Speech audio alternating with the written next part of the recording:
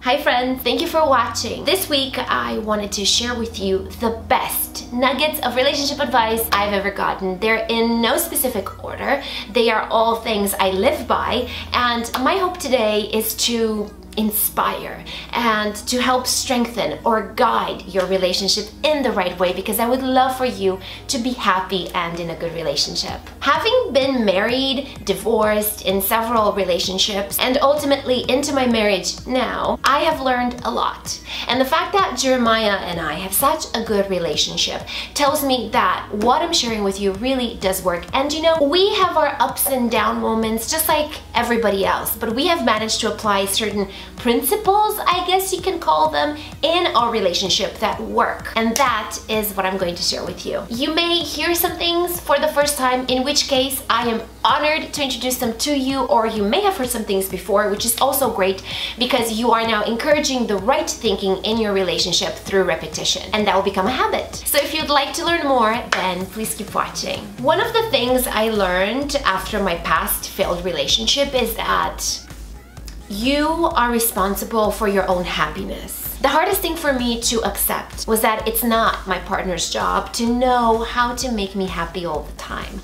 I used to think that, gosh, if he loves me, he should know what to do and what to say to make me happy. As I've been going through life though, I learned that that's not how it works. There are umbrella scenarios that our partners need to know we like or don't like, but for the everyday, it's our job to state our needs, to say precisely what we need from him or her moving forward. I've been learning to not take it personally when my husband does things that maybe don't satisfy me, because it's my job to say what I want from him. And when we do that, we eliminate the guesswork. We bring down the moments of disappointment and get aligned better with one another, so the relationship will work better. Say out loud what you need and want from the other person when you need or want it. Speak up when something bothers you and say why. Point out and give credit when the other person does something that you like, and as you do that, you'll be able to really watch the relationship transform. Advice number 2. If you've been in a relationship with somebody for over 6 months and you still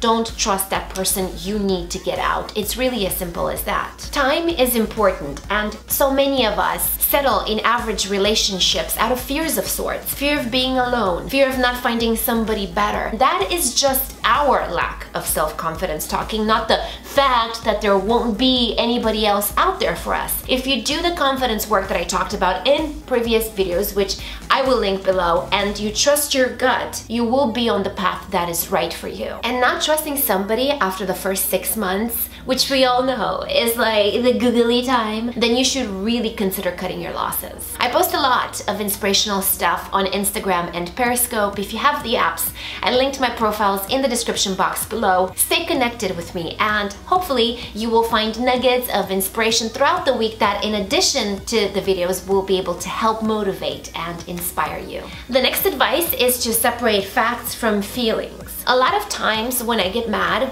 I don't really get mad because of something that just happened. I get mad because of something else, something from my past, something that is still influencing me and that amplifies what is going on in the present moment. That hurts relationships badly, because the other person will either see us as crazy, like, why the hell is she reacting this way? Or they'll think it's unfair to take things that happened in the past out on them in the present. And many people sadly won't put up with that for long. So every time I manage to catch myself in that moment, I ask myself, is it about this right now, or something deeper? If you're armed with the videos I linked below, which you should watch even if you've seen them before, to help rewire your thinking process through that repetition I mentioned, with that you will be able to really differentiate the facts from feelings and resolve conflicts from a place of clarity, which really matures the relationship.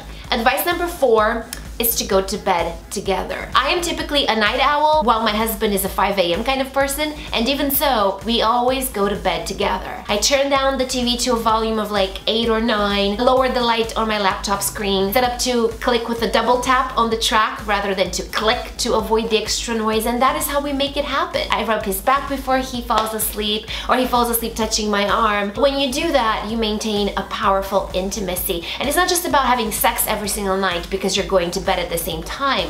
It's about affection, the cuddling and the touching. Happy couples go to bed at the same time. This next advice is something I kind of struggle with still. Every now and then I have to bite my tongue every single time. But being able to take a compliment is so important, yet I don't see it in the relationship advice columns that much. If your man says, "You look beautiful," and you're like, "Oh my god, I am so fat." Oof, I feel like our significant others, and this goes for men too. If your woman pays your compliment and you're like, "Ah, I'm losing my hair." So for both, I feel like the more we repeat something about ourselves, the more the other person will start seeing it.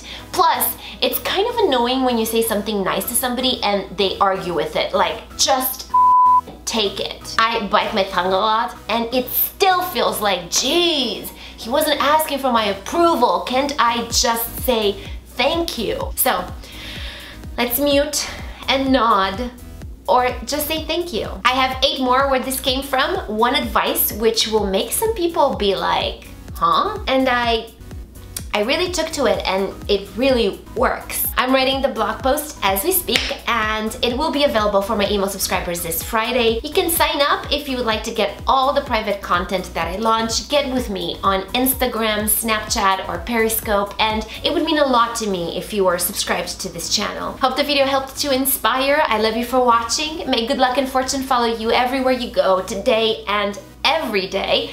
Please let me know if there is a specific topic you would like me to make videos about, and yeah, I'll see you Friday in a new video. Bye!